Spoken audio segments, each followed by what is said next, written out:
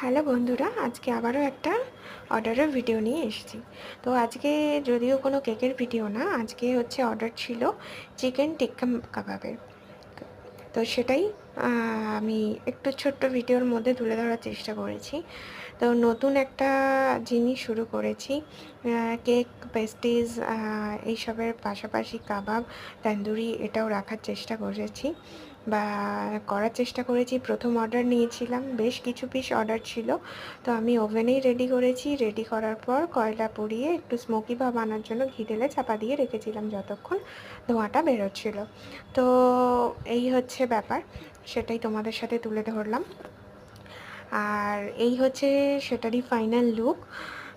দেখতে তো খুবই সুন্দর হয়েছিল, আর খেতেও টেস্ট হয়েছিল, ফিডব্যাক ভালো ছিল, রিভিউ ভালো পেয়েছি। তো নেক্সট অর্ডার এলে অবশ্যই আবার দেখাবো।